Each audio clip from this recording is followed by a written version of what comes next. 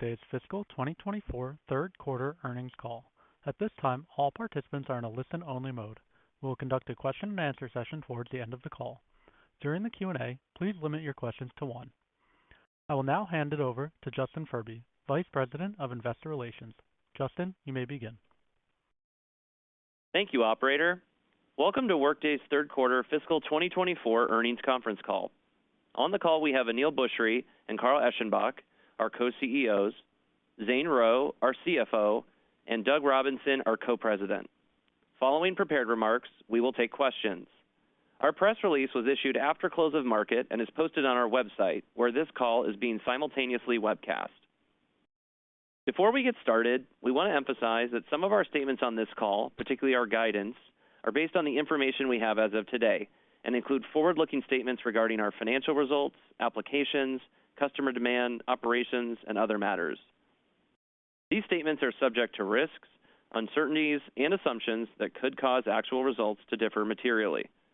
Please refer to the press release and the risk factors in documents we file with the Securities and Exchange Commission, including our fiscal 2023 annual report on Form 10-K and our most recent quarterly report on Form 10-Q for additional information on risks, uncertainties, and assumptions that may cause actual results to differ materially from those set forth in such statements. In addition, during today's call, we will discuss non-GAAP financial measures, which we believe are useful as supplemental measures of Workday's performance. These non-GAAP measures should be considered in addition to and not as a substitute for or in isolation from GAAP results. You can find additional disclosures regarding these non-GAAP measures, including reconciliations with comparable GAAP results, in our earnings press release, in our investor presentation, and on the investor relations page of our website. The webcast replay of this call will be available for the next 90 days on our company website under the investor relations link. Additionally, our quarterly investor presentation will be posted on our investor relations website following this call. Also, the customers page of our website includes a list of selected customers and is updated monthly. Our fourth quarter fiscal 2024 quiet period begins on January 15th, 2024. Unless otherwise stated, all financial comparisons in this call will be to our results for the comparable period of our fiscal 2023. With that, I'll hand the call over to Carl. Thank you, Justin, and thank you everyone for joining our Q3 FY24 earnings call. I'm pleased to share that Workday delivered another strong quarter, achieving 18% subscription revenue growth, 22% 12-month backlog growth, and non-GAAP operating margin of 25%. These results were driven by broad-based strength across net new and customer-based teams, medium and large enterprise, and across regions, notably the U.S. and EMEA. I want to thank the more than 18,300 workmates around the globe for partnering with our customers to help drive these impressive results. There is a clear sense of momentum across our business, and it was on full display at Workday Rising in September. There, we unleashed new AI innovation, delivered product and partnership announcements, and drew a record 28,000 attendees in person and online. In fact, over half of our active pipeline was touched by our Rising event in San Francisco, and just a couple weeks ago in Barcelona, we followed up with our largest ever EMEA Rising event with over 4,500 people in attendance. In speaking with customers, prospects, and partners at these events, a few things stood out to me. First, talent continues to be a top C-suite priority. In this macro environment, businesses are looking to scale and drive productivity. They can't achieve both outcomes by simply hiring more. Leaders are turning to Workday to help them reskill and upskill their workforce, all while delivering a great employee experience. That helps them reduce attrition and ultimately drives productivity. Second, leaders are continuing to consolidate their technology footprint on a true platform to realize total cost of ownership benefits while also accelerating their operations. Workday is perfectly positioned to benefit as the intelligent digital backbone businesses can rely on to manage their most precious assets, their people and their money. And finally, AI, and in particular, generative AI, is becoming a business imperative. As a trusted partner and a market leader with over 65 million users under contract, we can uniquely drive efficiencies and improve the employee experience. And Neil will share more, but I will say that it is what we are doing and not just saying that is resonating with our customers. Simply put, our value proposition has never been so relevant and powerful. That's clear in the results our team delivered in Q3 and in the first half of FY24. At our recent Financial Analyst Day, we talked about the diversity and durability of our business and how it helps us grow during times of headwinds and times of tailwinds. This theme was evident in the wins we had this quarter. From a net new customer perspective, we once again saw strength in full platform deals.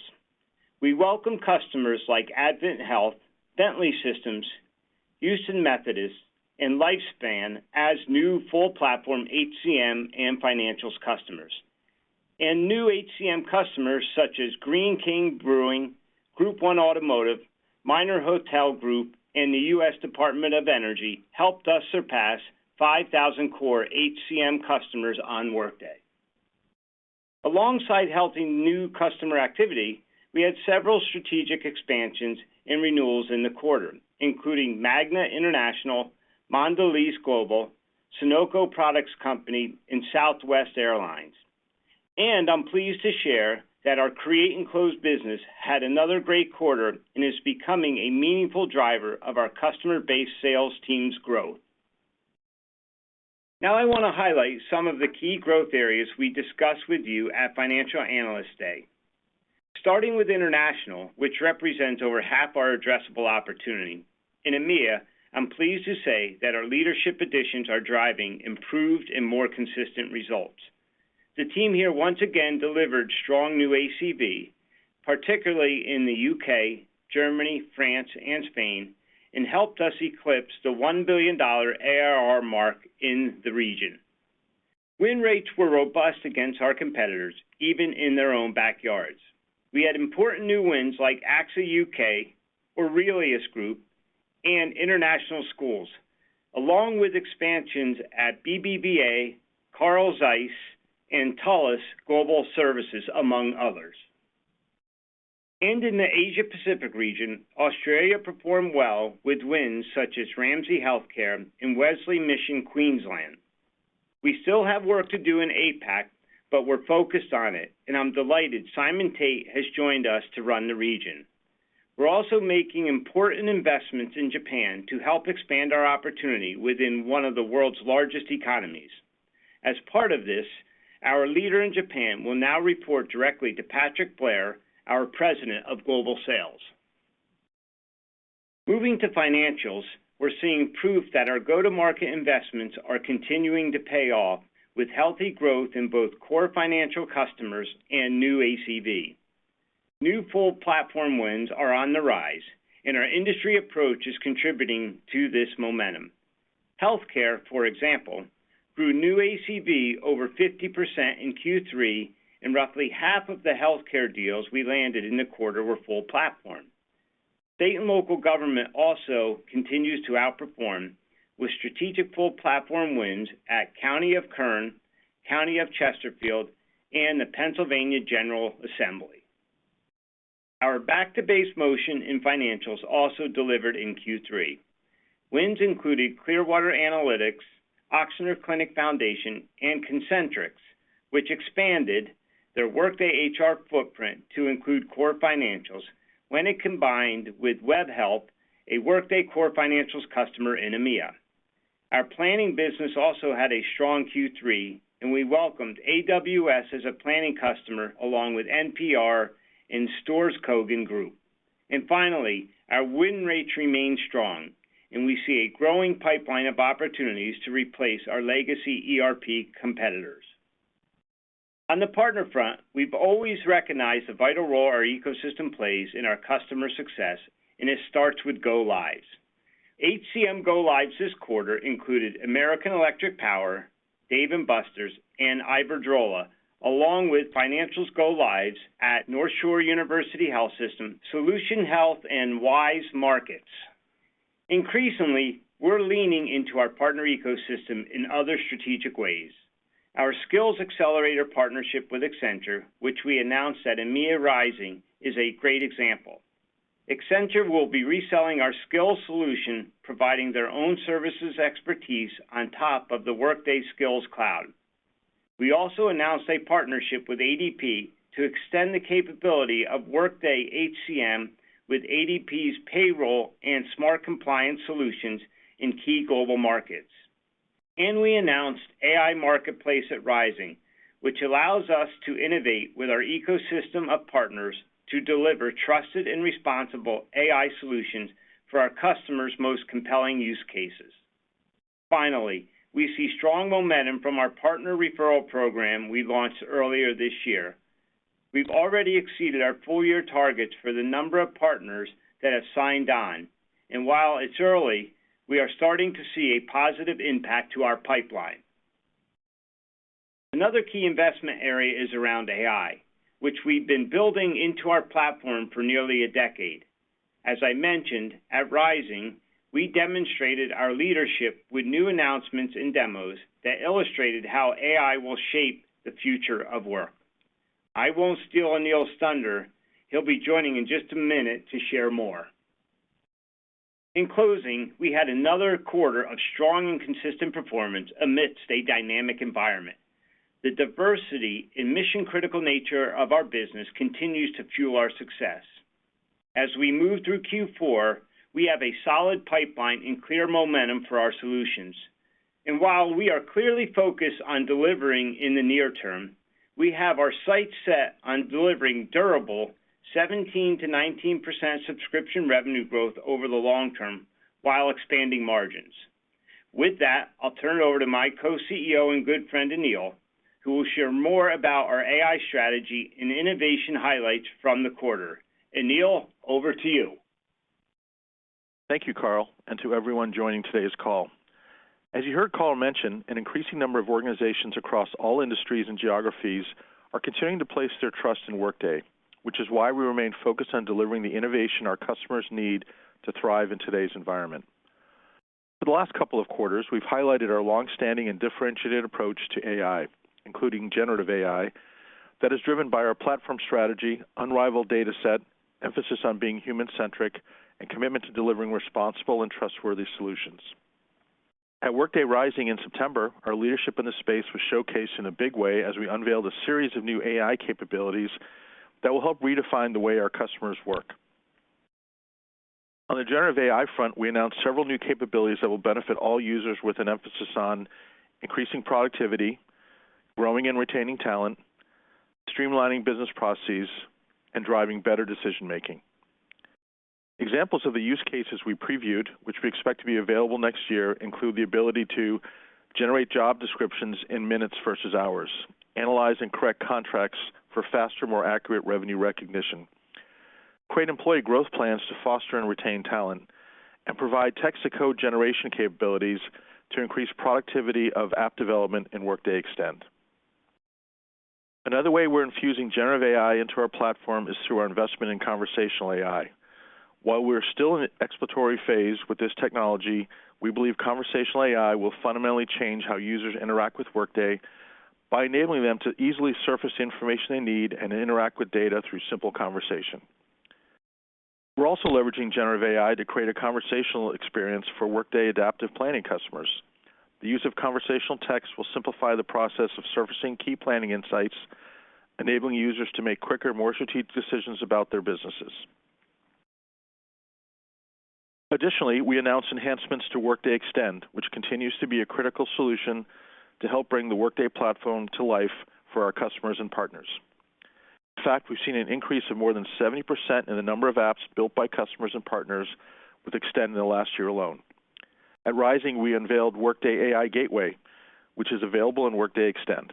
Our AI Gateway provides developers with access to Workday's AI services to enhance their ability to build intelligent and responsible apps on the Workday platform.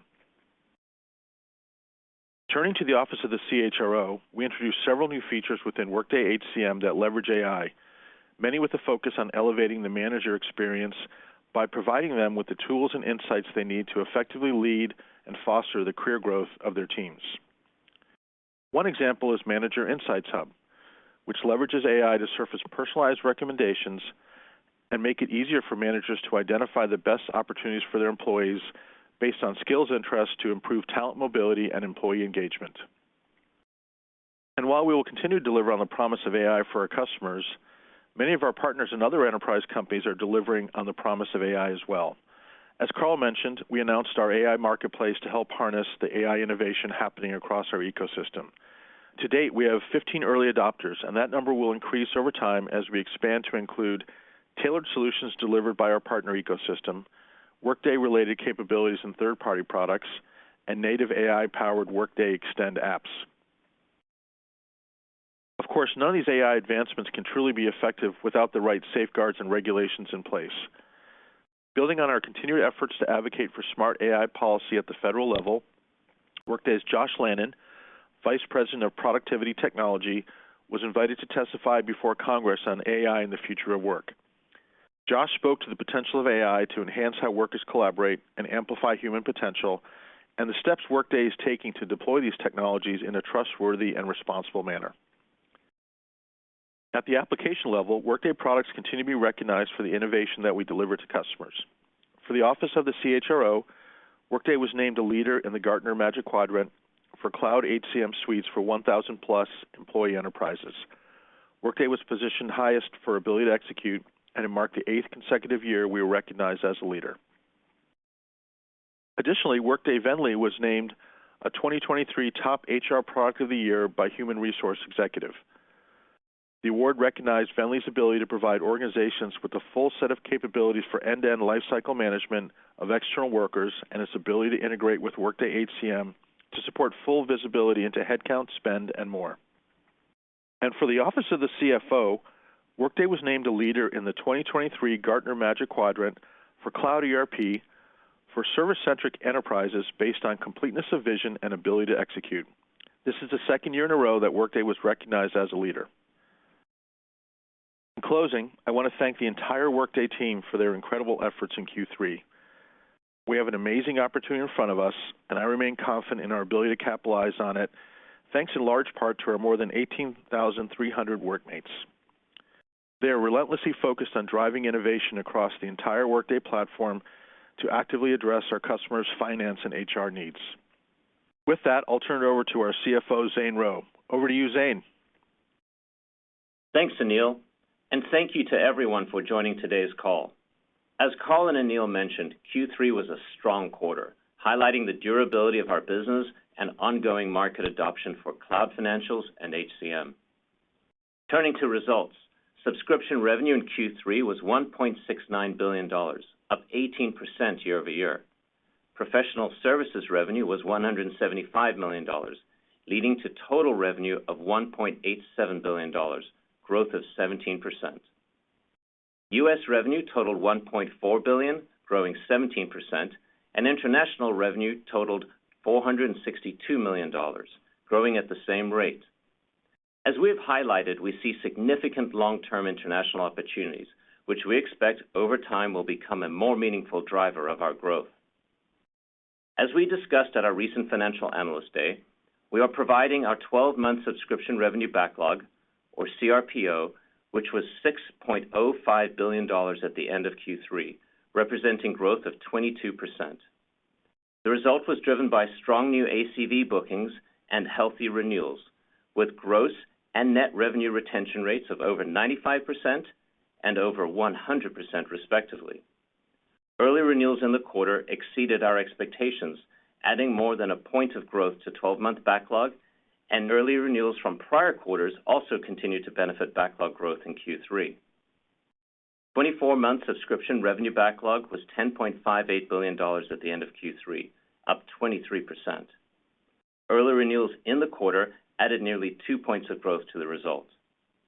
Total subscription revenue backlog at the end of the quarter was $18.45 billion, up 31%. Backlog benefits from increased contract duration, which speaks to our customers' continued commitment to our platform. Our non-GAAP operating income for the third quarter was $462 million, resulting in a non-GAAP operating margin of 24.8%. Margin strength relative to our guidance was driven by revenue outperformance and the timing of certain expenses and investments which we expect to build in the fourth quarter. Q3 operating cash flow was $451 million, growing 10%. During Q3, we repurchased $148 million of our shares at an average price of $218.35 per share, and we had $139 million in remaining authorization under our buyback program as of quarter end. We intend to execute on the remaining authorization of our buyback during Q4. We ended the quarter with $6.9 billion in cash and marketable securities. We continue to invest in growth areas in the business, and we ended October with over 18,300 workmates around the globe. Now turning to guidance. Following our continued momentum in Q3, we are raising our full-year FY24 subscription revenue guidance to $6.598 billion, representing 19% year-over-year growth. We expect Q4 subscription revenue to be $1.755 billion, representing 17% year-over-year growth. We now expect professional services revenue of $158 million in Q4 and $652 million for the full year. In Q4, we expect 12-month backlog to grow approximately 19%. This includes our current outlook for early renewals in the quarter. We plan to continue disclosing our 12-month, 24-month, and total backlog, but intend to provide guidance on 12-month going forward. We are raising our FY24 non-GAAP operating margin guidance to 23.8%, and for Q4, we expect a non-GAAP operating margin of approximately 23.5% as we ramp up our key investment areas. GAAP operating margins for the fourth quarter and full year are expected to be approximately 20 and 22 percentage points lower than the non-GAAP margins, respectively. The FY24 non-GAAP tax rate remains at 19%. We're raising our FY24 operating cash flow outlook to $1.975 billion, growth of 19% year-over-year. In addition, we now expect FY24 capital expenditures of approximately $250 million. As we discussed at our recent Financial Analyst Day, we see considerable opportunity to drive durable, profitable growth over the longer term. The financial framework which we shared in September is further bolstered by our Q3 performance and the momentum we see building across key growth areas of our business. In light of the continued uncertain macro and incorporating our Q4 outlook, we currently expect FY25 subscription revenue of approximately $7.725 billion to $7.775 billion, representing growth of 17 to 18%. We also expect to expand our FY25 non-GAAP operating margins from FY24 levels. Our outlook contemplates incremental investments across our key growth initiatives while delivering continued margin expansion as we scale and optimize the business. The confidence in our outlook is supported by the advocacy and support of our customers, partners, and workmates, who are all key contributors to our success. With that, I'll turn it back over to the operator to begin Q&A. Thank you. We'll now be conducting a question-and-answer session. If you would like to ask a question, please press star 1 on your telephone keypad. A confirmation tone will indicate your line is in the question queue. You may press star 2 if you'd like to remove your question from the queue. For participants using speaker equipment, it may be necessary to pick up your handset before pressing the star keys. In the interest of time, we ask that participants limit themselves to one question. One moment, please, while we poll for questions.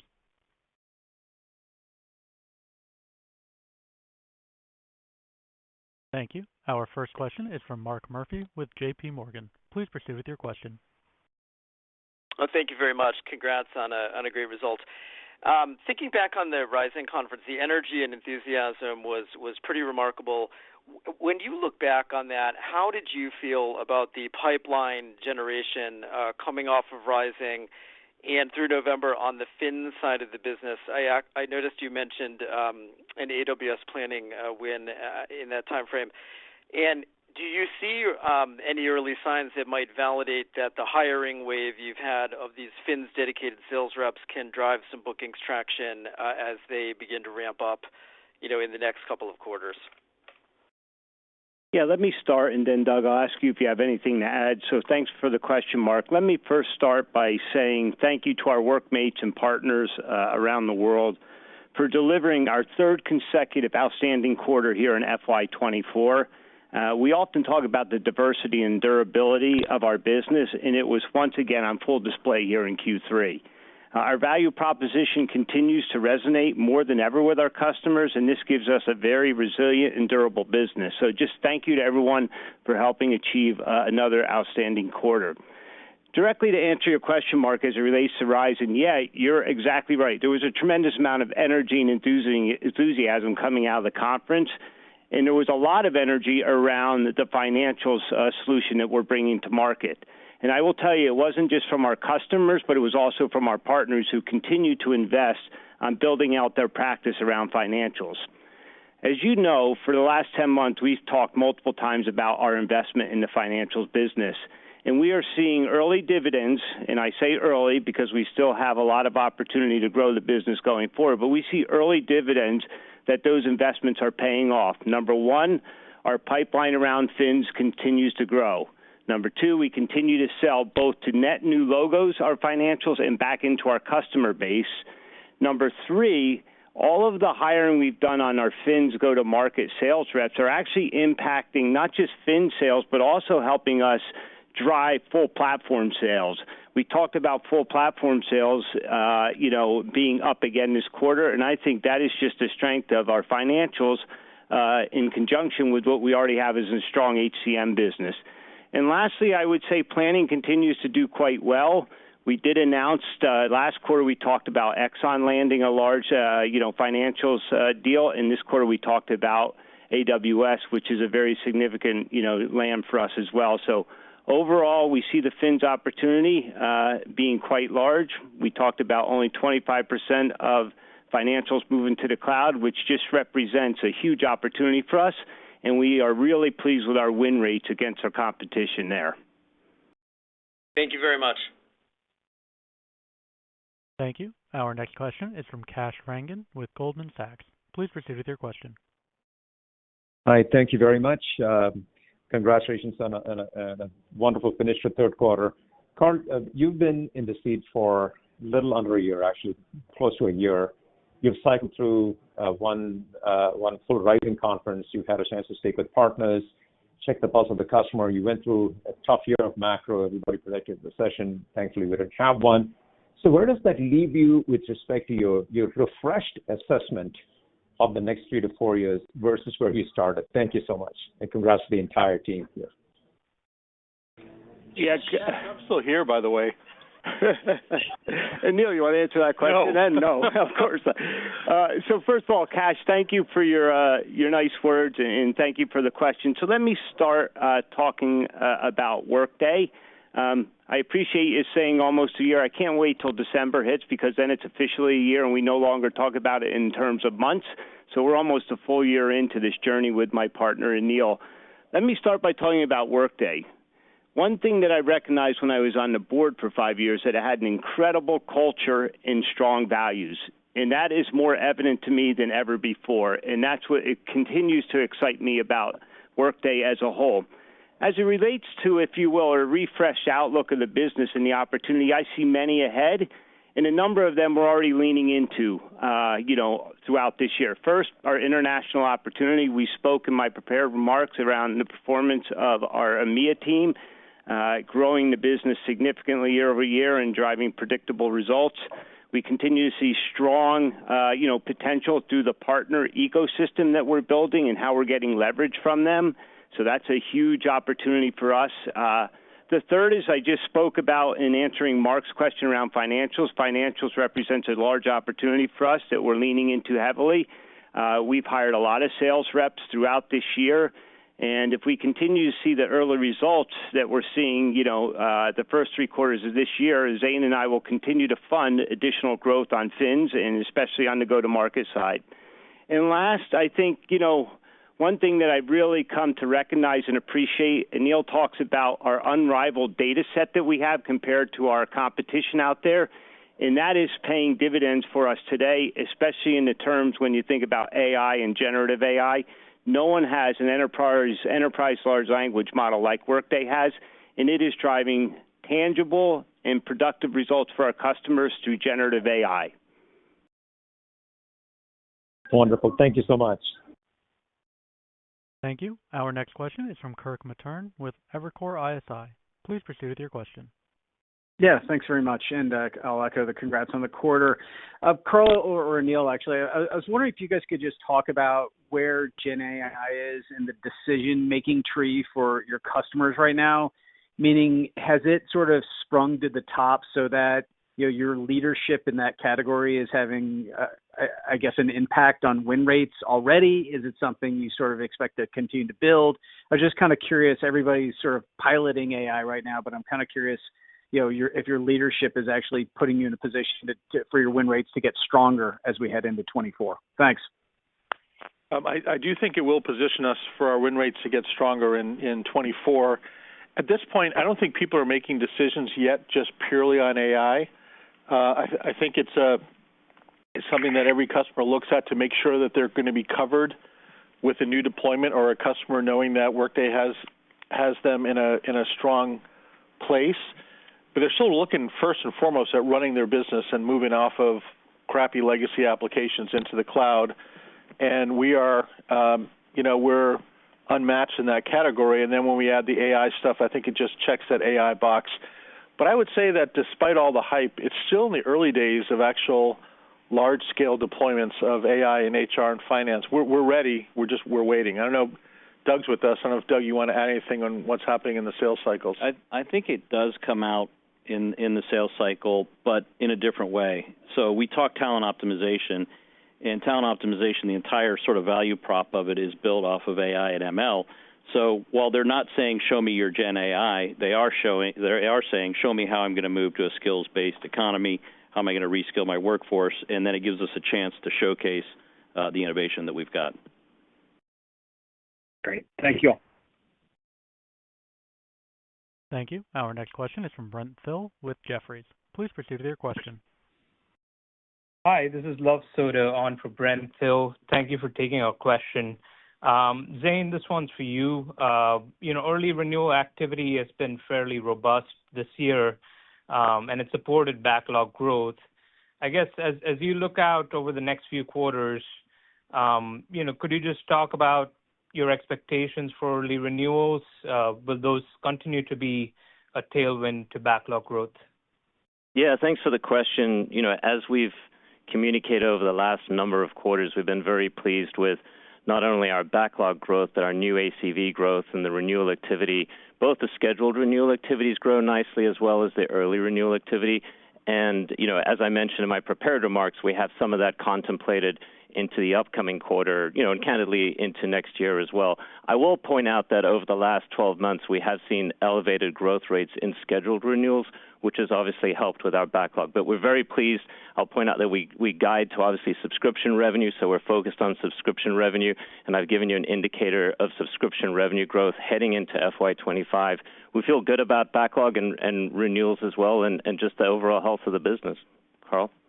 Yeah, the only thing I'd add, Neil, is I think we always want to reiterate that our customers are driving the early renewals based on demand. And if they want to buy additional SKUs to consolidate on our best-of-breed platform, we're not going to wait till a renewal cycle to, sell them additional products. We're going to do it when the customer's ready. Last quarter, we saw, a nice uptick in SKUs being sold back into our customer base that drive, if you will, these early renewals like Talent Optimization, Accounting Center, Prism, and Extend are just 4 examples of where customers are demanding more from us, and we're, driving those early renewals more than we are. We don't incent our sales force to do early renewals. It's all based on customer demand. Got it. Thank you.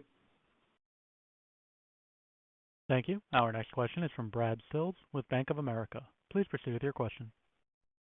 Oh, wonderful. Thanks so much for taking my question here. One of the things that stands out to me here is the strength in financials. You called out, full platform wins here as a contributor. So great execution there. I'm just wondering, with these types of deals where you're seeing big organizations commit to the full platform, both, FINS and HCM, are you finding that there's just an increased comfort level with the cloud for financials such that they're willing to make that leap now versus, say, in the past? Or is this simply just a function of you focusing more on those types of deals with some of the investments you've been making? Just curious to get some color on why now for that strength in full platform deals, particularly FINS. Thank you. Thanks for the question. This is Doug answering. I think first and foremost, we still think 25% of the market is all that's moved financials to the cloud. So it's still early innings. But the recent quarter pipeline build suggests that it's growing and that it's more consistent performance. And you look at verticals where it's really popping up. I think we even called this out, but healthcare alone grew over 50% in the quarter, and over 50% of those deals were full platform. So there's enterprises like Advent Health with 80,000 employees, 46 different hospitals at sort of massive scale, buying into full transformation. Human capital management, financials, and supply chain on the Workday platform. And one other thing I'd add is, as we have really leaned into the mid-market or medium enterprise, those customers have a tendency to decide on a full platform approach between both financials and HCM, and that business had a really good quarter for us in Q3, both in the U.S. and in Europe. And those customers are absolutely leaning into a full platform decision at a given time when they're looking at transforming their business. Great to hear. Thank you so much. Thank you. Our next question is from Alex Zukin with Wolfe Research. Please proceed with your question. Yeah, hey guys, thanks for taking the question. And I guess, first of all, congratulations on a really strong quarter. It looks to me like you accelerated CRPO subscription bookings, which I know is a metric we're not supposed to look at, but we do. At the same time as your incremental growth on sales and marketing, actually, you were way more efficient. So I guess what I want to ask about is, as I think about the matrix for next year, and you talked about the growth algorithm, how do you stack rank which of those priorities you need to kind of hit on to get there? And then what prevents, kind of like maybe what are some of the areas that you see leaning into on an incremental spending perspective that might be temporarily anchoring margins? Yeah, you want me to start, Zane, then you can add color. So, one of the biggest investments we've talked about a number of times already here is our investment in our financials go-to-market build-out. That is paying, early dividends. I do think it's important to remember that a lot of these hires that have happened over the last, 3 quarters of this year aren't fully ramped and don't hit full productivity till next year. So as they come up to speed, right, I think we'll see, continued growth in the financials and overall business as we head into next year because of this build-out we're doing this year. We do continue to lean into our partner organization. We're hiring a number of people to manage all of the partners we're bringing on. An example would be, this year when we launched our referral program, we had a goal of signing up 100 partners in our referral program, and through 3 quarters, we already have 150 partners who have signed up and have brought us hundreds of new leads and new opportunities, both here and in our international business. So we'll continue to lean into that. And then I think Aneel and Cheyenne will continue to lean into investing in the product side as we see a great opportunity to leverage that data set and model that we talked about to drive, AI solutions and new SKUs into the market. So I think, it's a little bit more of the same, and we'll continue to lean into the investments we made this year as long as we continue to see the early signs that they're producing the results that we want. Alex, I'll just add, as Carl's alluding to, obviously there's significant sales and marketing expense ahead of this. At the same time, we're investing in other key areas just around the globe. We're also looking at the product side. We're being very disciplined about how we think about that incremental growth and that incremental investment heading into next year, which is why the outlook I gave aligns nicely with the framework that we have. And we're confident that, as you've seen this year, we'll be very thoughtful on where we spend and how we spend. So as you've seen, our guide increase from 23 earlier in the year to now 23.8. As we look to next year, we have the benefit of expanding not only our revenue base, but also our margins throughout the course of next year. So we feel very good about where the business is, where those investments are. I'll point out, obviously, that, as you know, in this business, the bookings come well ahead of the revenue. So we would expect to see revenue continue to build beyond FY25. Perfect. And then maybe just if I squeeze in another one for Aneel, coming out of the Analyst Day, it did feel like, at least on the macro front, there were kind of gathering storm clouds, whether it was the potential for government shutdown or labor strife or macro concerns. Did you feel maybe coming out of the quarter, and as you look at into the kind of the big selling season, that some of those, that it has indeed ebbed, and maybe there's more of a conservative optimism that you're kind of seeing on the horizon? I don't see conservative optimism. I kind of just see it's par for the course. I mean, we've just been in this dynamic, I think dynamic's the right word, somewhat complicated world now since before COVID.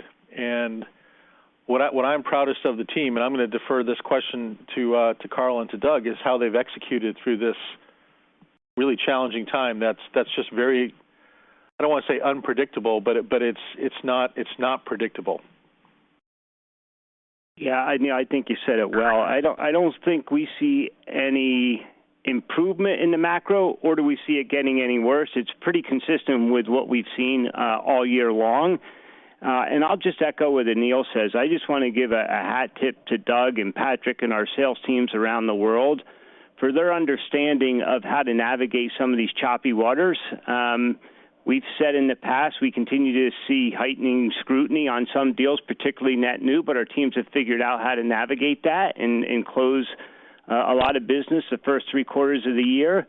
And even when opportunities may slip, they don't leave our pipeline. They just move out a quarter or two, because once people make a decision to do a transformation around HCM or their financials, it's not if they're going to do it, it's when. And I think that was very evident both this quarter, the first 3 quarters of the year, I should say, and I think that'll continue going forward. But our teams are very skilled and very good at closing business, as they call it each quarter. I couldn't be more proud of them. Well, definite hat tip to you guys from us here. Congratulations. Thank you. Thank you. Our next question is from Raimo Lenschow with Barclays. Please proceed with your question. Perfect. Thank you. Congrats from me as well. Carl, you touched already on the partner build out. Can we just double click on that one as well? Because what's the appetite at the moment on the partner side to build out headcount around you? Obviously, economic times are tough, and they just, the SIs are usually late cycle, so they're only realizing now what's going on. Where are they? Is that kind of still very much in investment mode on their side, or is there a pause from their side that could kind of potentially be a headwind for you going forward? But congrats from me as well there. Thank you. Thank you, Raimo, and thank you for the question. As it relates to the investments that partners are making, I do think they're investing in Workday. They already have very, well-established and mature HCM practices. But if you were at Rising and you spent time talking to our partners in the ecosystem there, what you would have heard is a lot of them see the opportunity just like we do in financials, and they're investing heavily on building out their financials practice around Workday. And that was evident both at Rising here in the U.S. and just a few weeks ago at Rising in EMEA. So there is no doubt our partners are really leaning into us. And oh, by the way, I mentioned it earlier, they're also bringing lots of opportunities to us, because for the first time this year, we're giving them an incentive to bring us those net new opportunities as part of our referral program. So, yeah, the investment's happening. Good. Okay, perfect. Thank you. Thank you. Our next question is from Derek Wood with TD Cowen. Please proceed with your question. Great, thank you. I guess for Carl or Aneel, I wanted to ask about traction with Extend and how that plays into the AI opportunity for you. I think you've talked about this is the platform that helps integrate into Workday models, into third-party AI models that helps unlock a lot of private data, and that you'll look to maybe introduce new tiered pricing for Extend. But can you just talk about how you see Extend helping to drive AI monetization for you guys in the medium term? Well, so Extend has been one of our best-kept secrets before the AI Gateway for the last several years. You know, for the longest time, customers wanted extensibility, and instead we had to, frankly, build every feature they wanted into the product. Then we give them Extend, and they're able to develop the features that are unique to their own business. And basically, that same story plays out with AI, where I think we've got a great strategy for embedding AI into our products. You'll see a series of new SKUs over time that are built around AI technologies. But the AI Gateway around Extend unleashes partners and customers to do AI things that may be very unique to their business that we would never build into our core product. So it's been huge, and I also think you'll see ISVs leverage the AI Extend Gateway and continue to build products using that technology, which will only extend our ecosystem and make our customers even happier with the offerings that they have in front of them. I think Extend is kind of a secret weapon for us, especially now with the AI Gateway. And we are monetizing it, and I think we'll continue to monetize it. I mean, maybe Doug wants to talk about how we're monetizing it and how much more we can do. I think the best example of that is the Accenture Skills Cloud that we announced with Accenture this quarter, Anil. So essentially, they've taken Extend and built IP on top of it, and then they're also taking Workday Journeys, Workday Skills Cloud, Workday Learning, and reselling it on behalf of Workday into the market to different customers. So they're packaging it up with a set of services around it and then driving revenue on our behalf. So there's lots of exciting opportunities like that. That's just one example. Great. Thank you. Thank you. Our next question is from Karl Keirstead with UBS. Please proceed with your question. Okay, great. Maybe I'll direct this one to Zane. Zane, out of the Investor Day, there was some degree of investor angst about the margin outlook, and yet here tonight you've raised your full-year margins and you're guiding to up margins next year. Just curious, has your thought process changed at all in terms of the OpEx trajectory over the next several years? Perhaps it's not quite as front-end loaded as you were thinking. Does this imply maybe you feel a little bit better about the revenue outlook and that's flowing through to perhaps a better than expected margin outlook next year? I'd love to get a little bit more color and to sort of contrast it to the Investor Day commentary. Sure, Carl. Yeah, happy to answer that. I thought you were going to ask me about my first 5 months here, but I'll go ahead with the with the margin question instead. I'd say no change from the framework that we discussed, but as you point out, obviously we've been pleased with the revenue we've seen through the course of the year. Obviously increasing our margin outlook for the year, and then leaning into the margin increasing into next year as well. So it's a little bit of all the above. We feel confident with our strategy, with the revenue growth we've seen. We're always going to be thoughtful, as we articulated at our Financial Analyst Day, around those investments that we're making. But we want to have that capacity to make those investments where we believe it makes sense, and we expect to do that into FY25 and well beyond that. I've also pointed out previously that where we see opportunities to increase that operating margin, we'll continue to do that and let it drop to the bottom line as well. So broadly speaking, no change in our outlook. But you're right in pointing out that when we have those opportunities, we'll let it drop to the bottom line. Okay, thank you, Zane. Thanks. Thank you. Our next question is from Pat Walravens with JMP Securities. Please proceed with your question.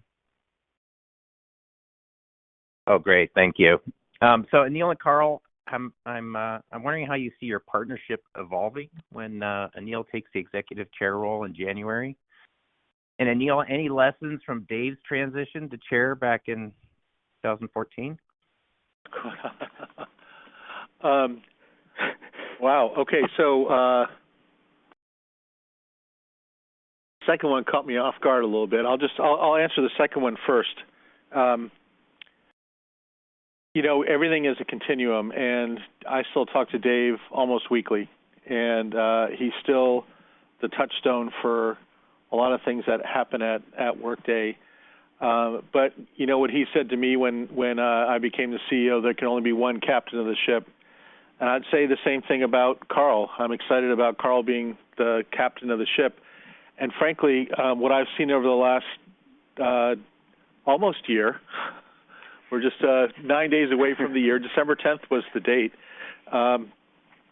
Carl's amazing, and he is driving the business in ways that I never could have.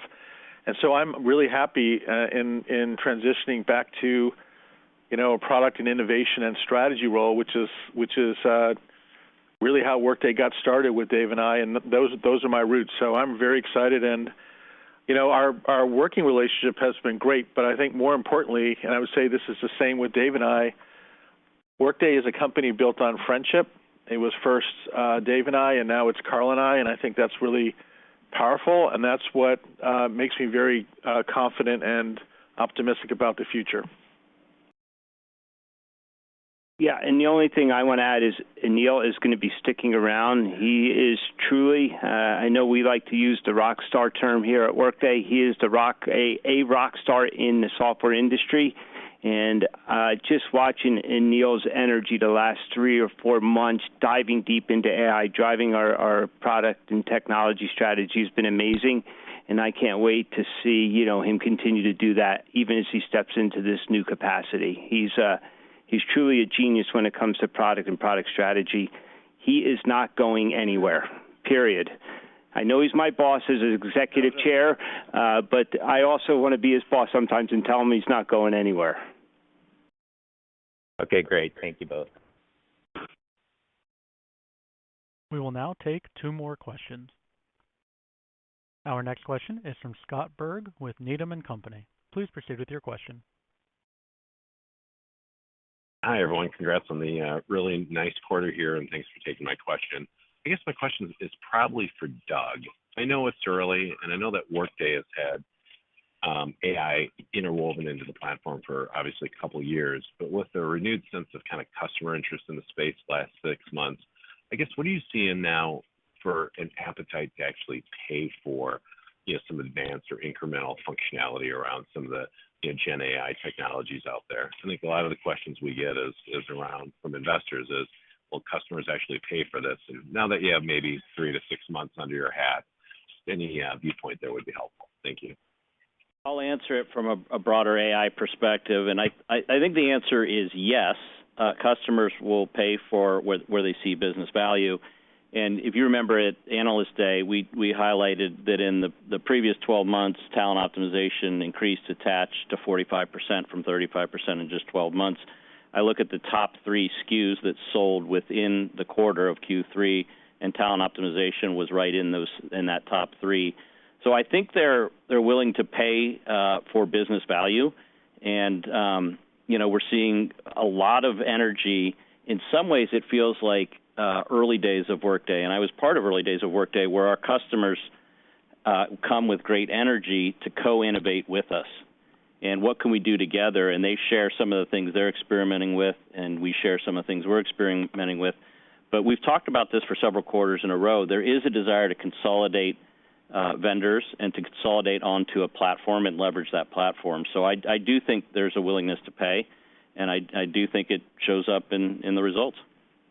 If I could add one other thing, I would just say that the point solutions that are being created by startups are proving that customers are willing to pay for AI-only, AI-native the equivalent of co-pilots. These companies are getting substantial deals done, and I think they're adding value, and they're part of our ecosystem, and it's a good proof point that that customers are willing to pay for it if they see the value. Great. Thank you for taking my question. Thank you. Our final question is from Brian Schwartz with Oppenheimer & Company. Please proceed with your question. Thank you very much. This question for Carl or Doug. Just want to tap into what you're hearing in the C-suite in terms of prioritizing IT spend for next year. If we think about this year, clearly there was a prioritization on technologies that drove efficiency and business cost optimization. Do you have any early read on how the C-suite at large enterprises are thinking about prioritizing IT spending for next year. Thank you. Yeah, thanks, Brian, for the question. Doug, you want me to start and then you go? Okay. So I think there's probably three demands we're seeing right now out of the C-suite. Number one, talent. Talent is clearly a C-suite priority, and companies are all focused right now on reskilling and upskilling their workforces, and they're also really focused on driving a better employee experience to keep the employees around longer and therefore drive better productivity. So I would say talent is a C-suite priority. The other thing I would say is leaning into something you mentioned is they are looking to consolidate, and they're looking to consolidate their IT spend, and in doing so, they're driving more of a platform approach. And I think we have a platform where people are consolidating on top of, and when you do that, you have a better total cost of ownership. And I know we've talked a little bit about AI, on this call, and we'll continue to do so for many years to come, but I think AI is really becoming a business imperative, and they're all trying to figure out how to leverage it. And I think as they do so, they're going to lean towards vendors who they trust, like Workday, to be able to deliver those AI solutions and really drive impact to their employees and their overall productivity gains they're seeking as a company. That's what we're seeing. But, Doug, you're out there touching even more customers than I, so I'd like you to respond, too. Well, you covered mine, but I'd say, I agree with you. Best of suite versus best of breed. Yeah. There's a desire for that, which is that consolidation play. And you touched on the other one I was going to hit, which is a renewed energy around efficiency and productivity with business applications. So get employees in and out, drive great efficiency, and that, by the way, has the side effect of driving a better employee experience. And so while there's all this talent and skills and employee experience focus, there's, CIOs come into our corporate visit center and saying, how do I get more productivity? How do I get more efficiencies? And that's where the Gen AI conversations get really interesting. Thanks, Doug. Thank you. Ladies and gentlemen, thank you for your participation on today's conference. I'll now turn it back to Mr. Eschenbach for final comments. Sure. Or Bacher, that works too, no problem. Thank you, operator, and thank you to everyone for joining today's call. And a special thanks to our workmates, customers, and partners around the globe that continue to fuel Workday's success. Q3 was another strong quarter, highlighted by durable, mission-critical nature of our platform. And it only reinforces the excitement we have both in Q4 and the opportunity we have ahead. We are all well-positioned here at Workday, and we're focused on executing in Q4 and laying the foundation for a durable growth in FY25 and beyond. With that, I'll hand it back over to the operator to close today's call, and I hope everyone has a great evening and a happy holiday season. This concludes today's conference. You may disconnect your lines at this time. Thank you for your participation.